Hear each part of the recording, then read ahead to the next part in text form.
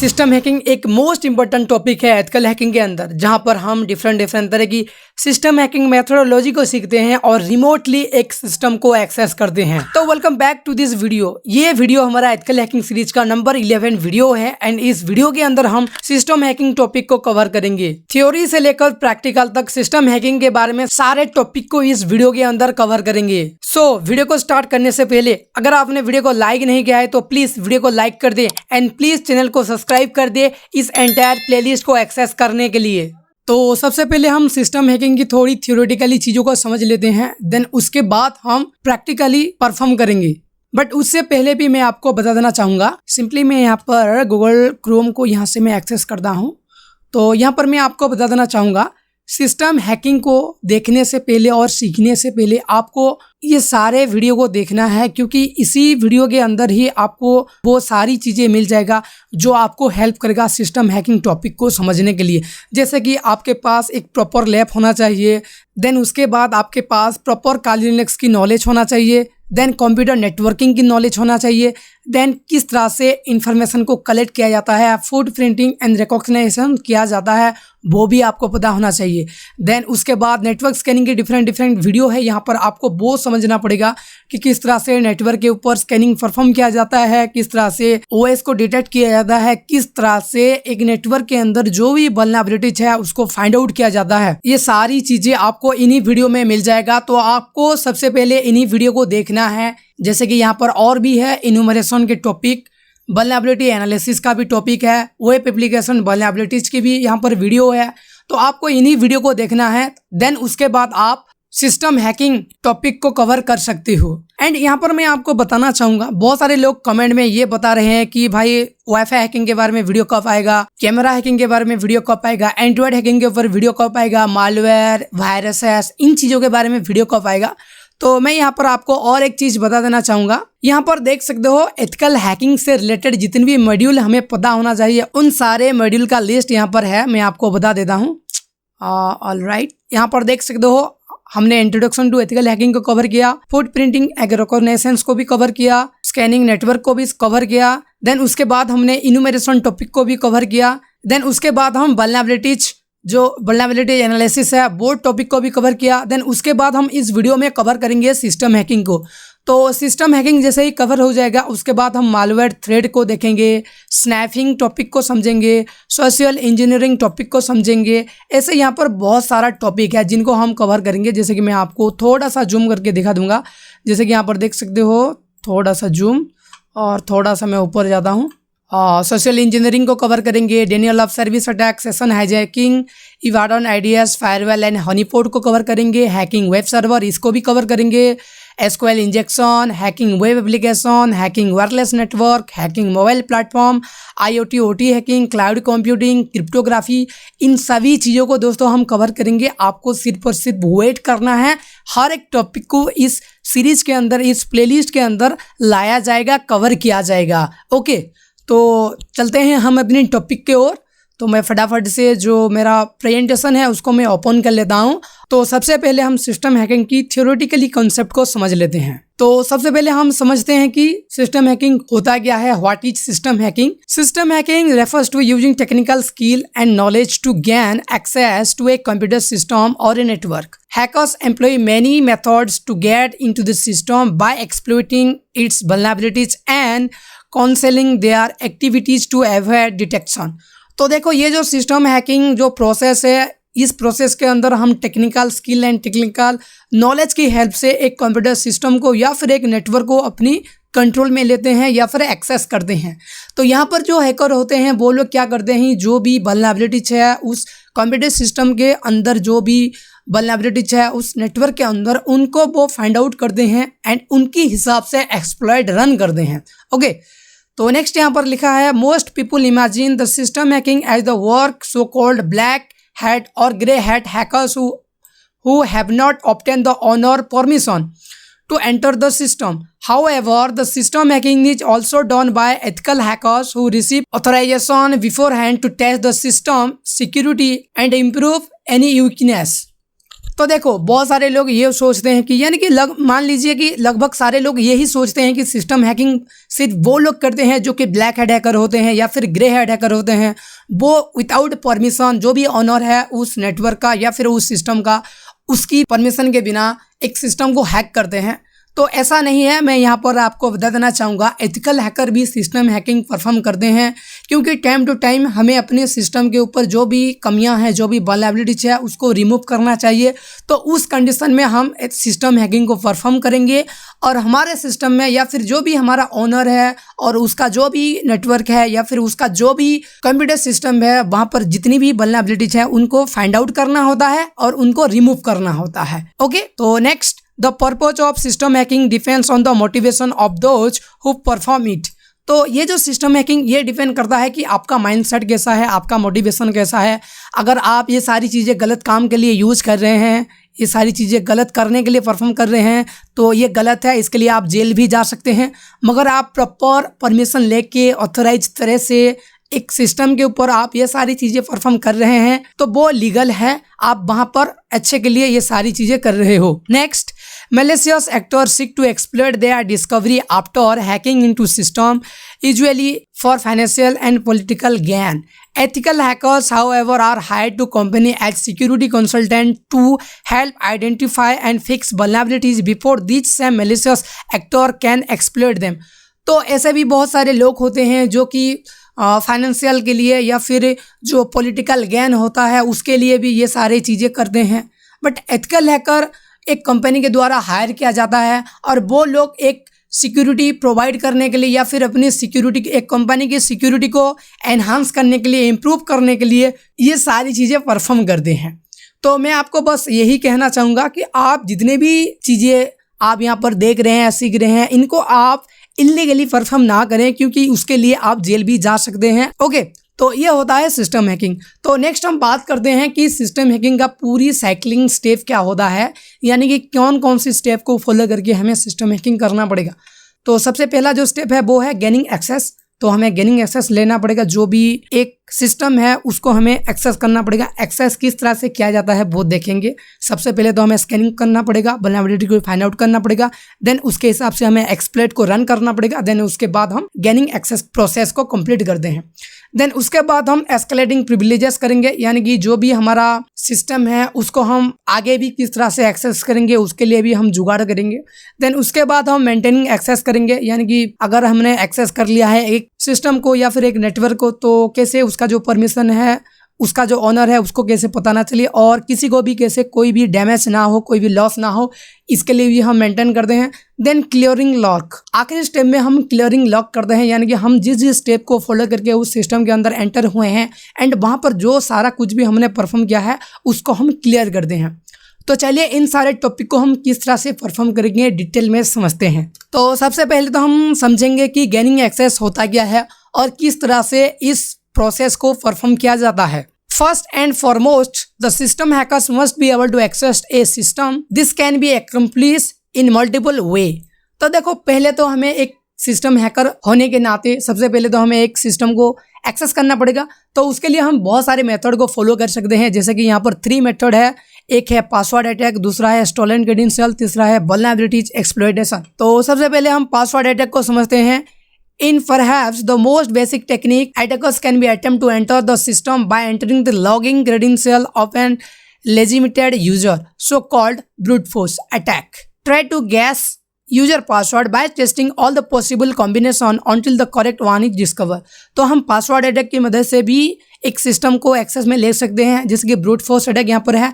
Brute force attack के अंदर बहुत सारे कॉम्बिनेशन होता है यूजर आईडी एंड पासवर्ड का, जो कि बार बार वहाँ पर वो लॉगिन करने के लिए ट्राई करता है जब तक कि वहाँ पर करेक्ट यूजर आईडी और पासवर्ड ना मिले। तो इसी तरह से भी हम पासवर्ड अटैक की हेल्प से एक सिस्टम को हैक कर सकते हैं।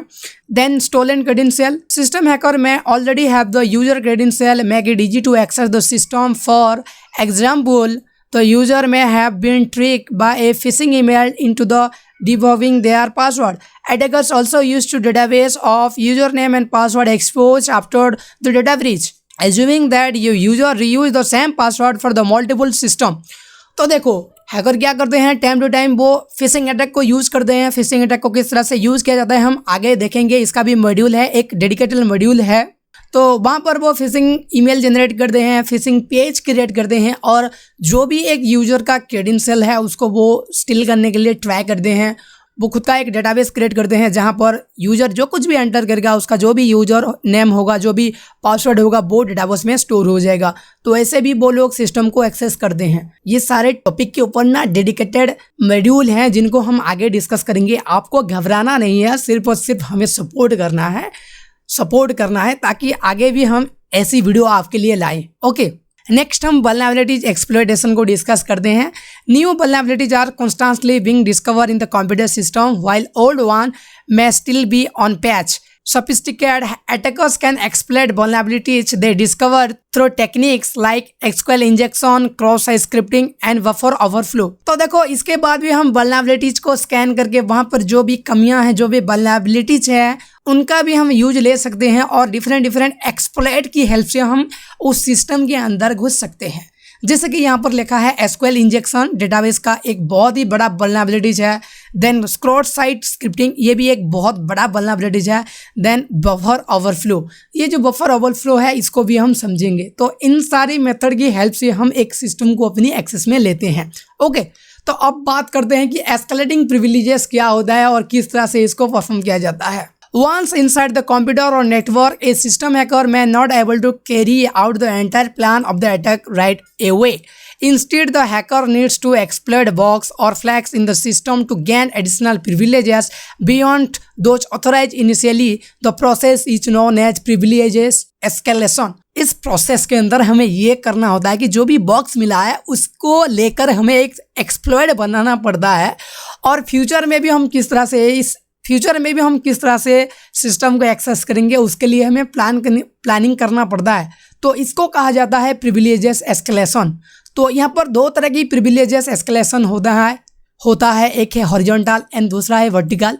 तो हॉरिजॉन्टल के अंदर हम डिफरेंट तरह की फाइल को, एप्लीकेशन को एंड ईमेल के ऊपर हम अटैक परफॉर्म करते हैं। एंड वर्टिकल प्रिविलेजेशन एस्केलेशन के अंदर हम डिफरेंट तरह की यूज़र अकाउंट को हम देखते हैं और रूट एडमिनिस्ट्रेटर लेवल से हम उसको एक्सेस करने के लिए ट्राई करते हैं एंड किस तरह से हम कंटिन्यूअसली उसको फ्यूचर में भी एक्सेस करेंगे, अटैक करेंगे और उसको एक्सेस में लेंगे, उसके लिए भी हम रेडी होते हैं वर्टिकल प्रिविलेज एस्केलेशन के अंदर। तो नेक्स्ट बात करते हैं मेंटेनिंग एक्सेस, यानी कि अगर एक बार आपने एक सिस्टम को एक्सेस में ले लिया देन उसके बाद आप किस तरह से उस सिस्टम को मेंटेन करेंगे वो देख लेते हैं। Even after gaining access to the system, hacker must work to maintain this access so that the attacker is not interrupt or it is interrupt it can continue later. तो देखो सबसे पहले तो हमें एक्सेस लेना है, देन उसके बाद हमारा जो मोस्ट इम्पोर्टेंट स्टेप होता है कि इस एक्सेस को मेंटेन करना, यानी कि हम फ्यूचर में भी अगर एक्सेस करना चाहें तो कैसे ये इंटरप्ट ना हो, कैसे ये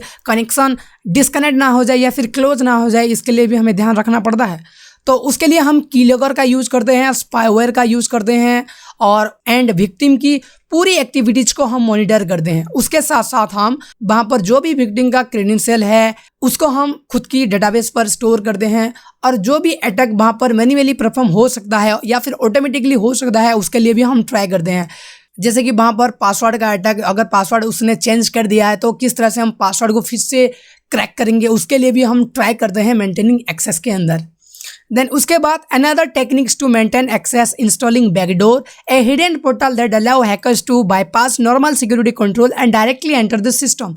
This can be done through the malware such as Trojan horse that appear innocent and remain hidden for a long time. Then उसके बाद हम बैकडोर का भी यूज़ कर सकते हैं जो कि हमें लॉन्ग टर्म में हेल्प करता है। अगर आप 1 साल 2 साल या फिर 1 मंथ 2 मंथ के बाद भी अगर फिर से आप उस सिस्टम को एक्सेस करना चाहते हो तो भी आप कर सकते हो, क्योंकि बैकडोर की हेल्प से हम इजीली जो भी नॉर्मल सिक्योरिटी होता है उसको बाईपास कर देते हैं, जो भी नॉर्मल फायरवॉल होता है उसको बाईपास कर देते हैं। तो यहाँ पर हम मालवेयर को यूज़ करते हैं जिसका नाम है ट्रोजन हॉर्स और ये लॉन्ग टर्म तक हाइड होके रहता है एक सिस्टम के अंदर। ओके, ये सारी चीज़ों को हम आगे देखेंगे दोस्तों, बट हमें ये सारी चीज़ें पता होना चाहिए इनिशियली लेवल पर, तो इसलिए हम थियोरेटिकली सारी चीज़ों को समझ रहे हैं। ओके, तो नेक्स्ट हम बात करते हैं क्लियरिंग लॉक की, हमें क्या क्या क्लियर करना पड़ेगा जैसे ही हमारा काम हो जाए। Finally system hacker must cover their tracks to prevent or delay their target from the discovering the attacks. One common practice is to clear the system logs, which can provide the crucial evidence that attacker has gained unauthorized entry. तो and में हमें जितना भी हमारा activities है, जो कुछ भी हमने डिस्कवर किया है, जो कुछ भी अटैक वहां पर परफॉर्म किया है, उनको क्लियर करना ही अच्छा होता है एक हैकर के लिए, क्योंकि ये एक एविडेंस की तरह काम करता है विक्टिम के लिए। ओके तो हमें वहां पर सारी चीजें क्लियर करना पड़ेगा।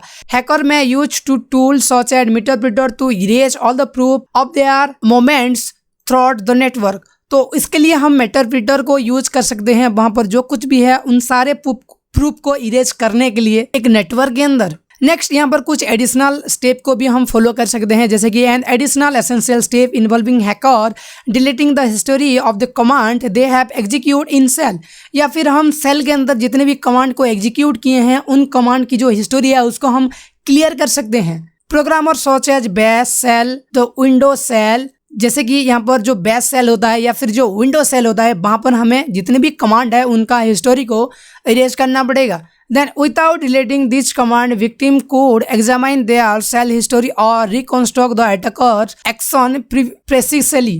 अगर हम ये सारी चीज़ें को डिलीट नहीं करते हैं, ये सारी कमांड को डिलीट नहीं करते हैं, तो जो भी विक्टिम है उसको पता चल जाएगा कि हिस्टोरी में या फिर पास्ट में ये सारी कमांड को इस यहाँ पर रन किया है और ये मैंने रन नहीं किया है, ये किसी थर्ड पर्सन ने रन किया है, तो उसको पता लग जाएगा। और उस केस में वो फिर से वहाँ से रिवर्स इंजीनियरिंग की हेल्प से या फिर रिवर्स मेथड की हेल्प से हमारे सिस्टम के ऊपर भी वो मॉनिटर कर सकता है।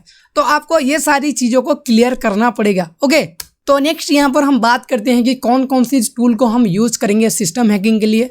तो बेसिकली दो ही टूल को मेजोरिटी में यूज़ किया जाता है, जैसे कि मेटास्प्लॉइट और दूसरा है एक्सप्लॉइट डीबी। तो इसके अलावा भी और बहुत सारी चीज़ें हैं, जैसे कि हम पासवर्ड क्रैकिंग टूल को यूज़ कर सकते हैं, मालवेयर को यूज़ कर सकते हैं, ट्रोजन को यूज़ कर सकते हैं, एंड इनके साथ साथ और भी बहुत सारे एडिशनल टूल होते हैं जिनको हम टॉपिक बाय टॉपिक कवर करेंगे। फिलहाल तो हम इस वीडियो के अंदर मेटास्प्लॉइट एंड एक्सप्लॉइट डीबी की हेल्प से ये सारी चीज़ें परफॉर्म करेंगे। देन उसके बाद जब हम डेडिकेटेड टॉपिक के ऊपर पढ़ेंगे, पासवर्ड क्रैकिंग किस तरह से किया जाता है, मालवेयर को किस तरह से यूज़ किया जाता है, तो बहुत सारी चीज़ें भी वहाँ पर देखेंगे। तो चलिए फटाफट से प्रैक्टिकली इन सारी चीज़ों को समझ लेते हैं। तो ऑलराइट यहाँ पर मैं आ गया हूँ काली मशीन के अंदर। तो सबसे पहले हम मेटास्प्लॉइटेबल जो फ्रेमवर्क है उसकी हेल्प से हम यहाँ पर हमारे पास 3 मशीन है उनको हम एक्सेस करेंगे रिमोटली। जैसे कि आप यहाँ पर देख सकते हो मेटास्प्लॉइटेबल 2 मशीन है, देन द मैट्रिक्स VM है, देन यहाँ पर और एक मशीन है जो है मिस्टर रोबोट। ये तीनों मशीन को हम ऑन करेंगे 1 बाय 1 एंड इनको हम एक्सेस करेंगे। तो सबसे पहले हम मेटास्प्लॉइटेबल मशीन 2 के ऊपर ये सारी चीज़ें हम परफॉर्म करेंगे। ओके तो पहले तो हमें नेट डिस्कवर को यूज़ करना पड़ेगा, जितने भी IP एड्रेसेस हमारे सिस्टम के अंदर ओपन है उनको फाइंड आउट करने के लिए। तो यहाँ पर मैं 2 मशीन को ऑन कर लेता हूँ। तो ऑलरेडी यहाँ पर हमारे पास 2 वल्नरेबल मशीन ऑन है, एक है मेटास्प्लॉइटेबल 2 और दूसरा है मैट्रिक्स VM।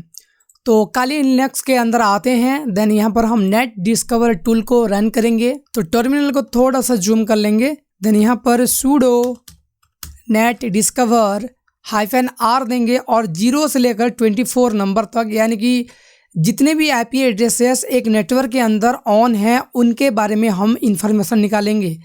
तो इस कमांड को मैं रन करता हूँ पासवर्ड देके। तो जितने भी मशीन इस नेटवर्क के अंदर ऑन होंगे, एक्टिव होंगे, उनका IP एड्रेसेस यहाँ पर शो करेगा। तो ऑलराइट यहाँ पर हमारा स्कैनिंग कंप्लीट हो गया है और यहाँ पर 4 डिफरेंट तरह की मशीन या फिर डिवाइसेस अभी एक्टिव है, जो कि जो पहला IP एड्रेस है वो हमारा गेटवे का IP एड्रेस होगा, दूसरा जो IP एड्रेस है ये एक वल्नरेबल मशीन का IP एड्रेस है और तीसरा भी एक वल्नरेबल मशीन का IP एड्रेस है, और ये जो चौथा IP एड्रेस है ये आई थिंक हमारा खुद का IP एड्रेस होगा या फिर हमारा जो गेटवे होगा उसका IP एड्रेस होगा। तो मैं इस प्रोसेस को टर्मिनेट करता हूं Ctrl+C कमांड को यूज़ करके। तो चलिए इन IP एड्रेस के ऊपर हम स्कैनिंग परफॉर्म करते हैं एंड इनका जो कुछ भी वल्नरेबिलिटीज है उनको हम फाइंड आउट करते हैं, जैसे कि इनके ऊपर कौन सा ऑपरेटिंग सिस्टम चल रहा है और इन्हीं IP एड्रेस के अंदर कौन कौन सी पोर्ट ओपन है वो देखेंगे। ओके तो सबसे पहले ये जो 129 इसको हम देखेंगे। तो सिंपली मैं यहाँ पर लिखता हूँ sudo nmap -f then -s then capital V लिखना है, देन जो आईपी एड्रेस है उसको लिखना है। तो जैसे ही एंटर प्रेस करेंगे यहाँ पर स्कैनिंग स्टार्ट हो जाएगा। थोड़ा सा टाइम लगेगा, 2 से 3 मिनट लेगा। देन उसके बाद ये स्कैनिंग कंप्लीट हो जाएगा। तो मैं यहाँ पर वेट करता हूँ।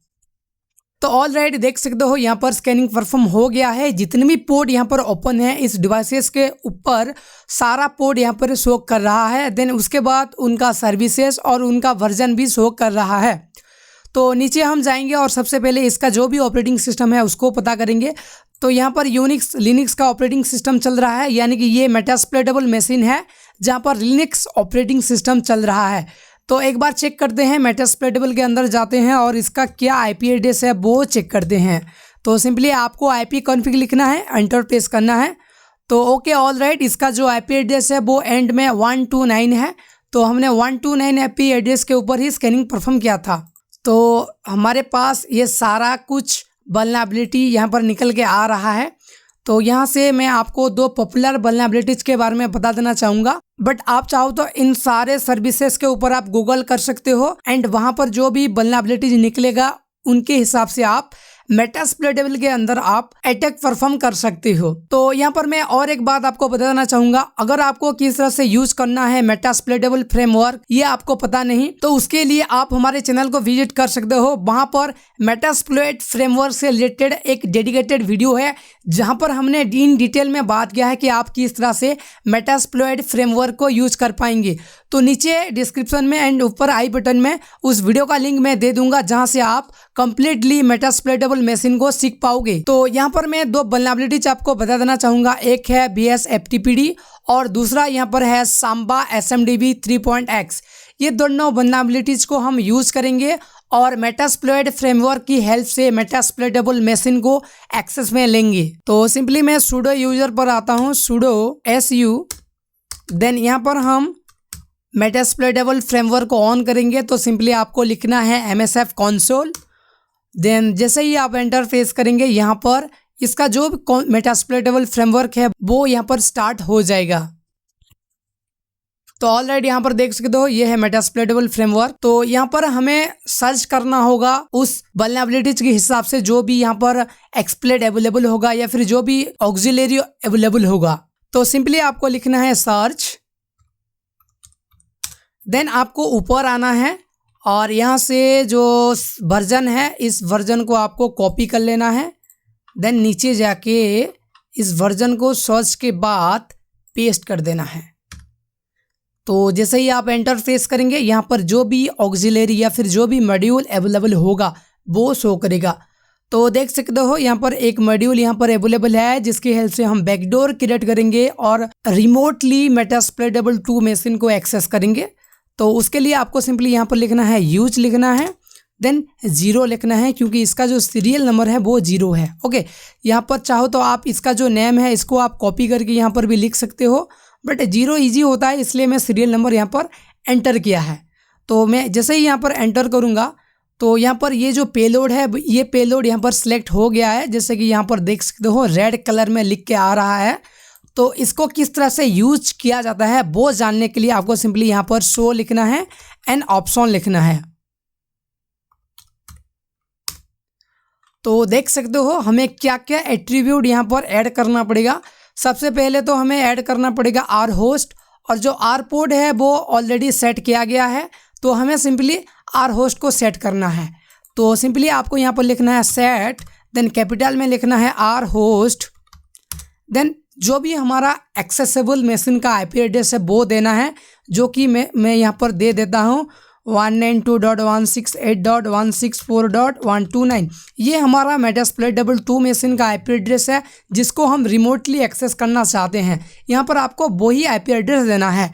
देन जैसे ही यहाँ पर आप एंटर प्रेस करेंगे तो यहाँ पर आर होस्ट सेट हो गया होगा। तो एक बार हम चेक कर लेते हैं। तो आपको फिर से शो लिखना है, देन ऑप्शन लिखना है। तो ऑलरेडी यहाँ पर देख सकते हो आर होस्ट भी सेट हो गया है, आर पोर्ट भी सेट हो गया है, और जो ऊपर 2 और ऑप्शन है जैसे कि सी पोर्ट, सी होस्ट, इनका रिक्वायर्ड नहीं है इसलिए यहाँ पर नो लिखा है, और ये जो प्रॉक्सी है इसका भी रिक्वायर्ड नहीं है। ओके, तो जितनी भी चीज़ें रिक्वायर्ड है उनको हमने यहाँ पर सेट कर दिया है। अभी सिंपली हमें इस एक्सप्लॉइट को रन करना है, तो उसके लिए आप सिंपली रन भी लिख सकते हो या फिर आप यहाँ पर एक्सप्लॉइट भी लिख सकते हो।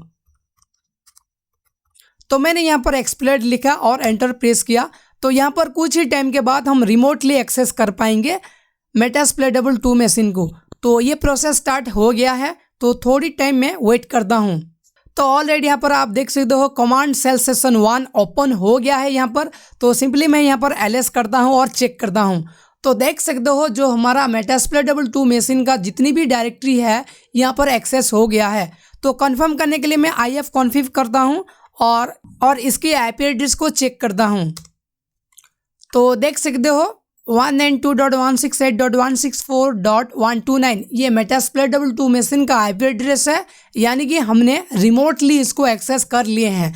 इसके बाद मैं आगे और नहीं बता सकता, क्योंकि इसके बाद आप जो भी चाहो वो कर सकते हो, बट किस तरह से वो सारी चीज़ें किया जाता है उसके लिए आप गूगल की हेल्प ले सकते हो। तो सिंपली मैं ये जो टर्मिनल ओपन हुआ है, ये जो सेशन ऑन हुआ है, इसको मैं क्लोज करूँगा।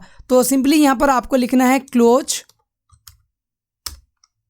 यहाँ पर आपको सिंपली लिखना है एग्जिट। तो आप एग्जिट जैसे ही लिखेंगे तो यहाँ पर ये जो सेल सेशन है ये क्लोज हो जाएगा। तो यहाँ पर अभी भी जो मॉड्यूल हमने सेलेक्ट किया था वो सिलेक्टेड है, तो मैं फिर से यहाँ पर एग्जिट कर देता हूँ और मैं वापस से और एक वल्नरेबिलिटीज की हेल्प से फिर से हम एक बार एक्सेस करते हैं मेटास्प्लोइटेबल मशीन को। तो उसके लिए मैं और एक टर्मिनल को ओपन कर लूँगा यहाँ से, और इसको भी थोड़ा सा जूम कर लूँगा, और यहाँ पर मैं फिर से nmap का वही कमांड को रन करूँगा ताकि मुझे पता चले कि वल्नरेबिलिटीज क्या था। sudo su मैं करता हूँ सुपर यूजर मोड को आने के लिए। देन यहाँ पर सिंपली आपको लिखना है nmap-f-s और कैपिटल B, देन उसके बाद IP एड्रेस, देन वेट करते हैं रिजल्ट में क्या आता है देखने के लिए। तो ऑलरेडी यहाँ पर स्कैनिंग कंप्लीट हो गया है। तो नेक्स्ट हम ये जो सांबा SMDB ये जो वल्नरेबिलिटीज है, ये जो सर्विस है, इसको यूज करेंगे रिमोटली एक्सेस करने के लिए। तो मैं वापस से वही सेशन को जाता हूँ और यहाँ पर MSF कंसोल करके वापस से मेटास्प्लोइटेबल फ्रेमवर्क को ऑन कर लेता हूँ। तो ऑलरेडी यहाँ पर मेटास्प्लोइटेबल फ्रेमवर्क ऑन हो गया है। तो यहाँ पर हमें सर्च करना है उसी सांबा जो वल्नरेबिलिटीज है उसके बारे में। तो सर्च में लिखता हूँ, देन सिंपली हमें यहाँ पर लिखना है name Samba, then type exploit, then platform Unix. इस कमांड को आपको लिखना है और एंटर प्रेस करना है। तो यहाँ पर डिफरेंट तरह की ऑक्सिलरी डिफरेंट तरह की यहाँ पर आपको मॉडल शो करेगा, पेलोड शो करेगा, जिनको आप यूज में ले सकते हो।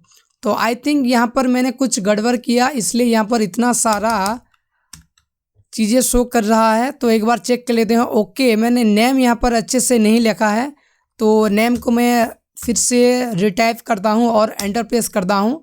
तो ऑलरेडी यहाँ पर रिजल्ट में देख सकते हो 2 एक्सप्लॉइट यहाँ पर शो कर रहा है, जिनको हम यूज में ले सकते हैं रिमोटली एक्सेस करने के लिए। तो ये जो पहला नंबर का एक्सप्लॉइट है हम इसको यूज़ करेंगे, क्योंकि इसका जो रैंकिंग वो ठीक ठाक है, एक्सलेंट शो कर रहा है, तो इसको यूज़ करेंगे। तो सिंपली आपको यहाँ पर यूज लिखना है, देन जिस भी एक्सप्लॉइट को यूज़ करना है उसका जो भी सीरियल नंबर है उसको देना है। तो यूज 0 करके हम यहाँ पर एंटर प्रेस करते हैं। तो ये जो एक्सप्लॉइट है ये एक्सप्लॉइट यहाँ पर सिलेक्ट हो गया है। तो इसके भी ऑप्शन को हम चेक करते हैं, शो ऑप्शन।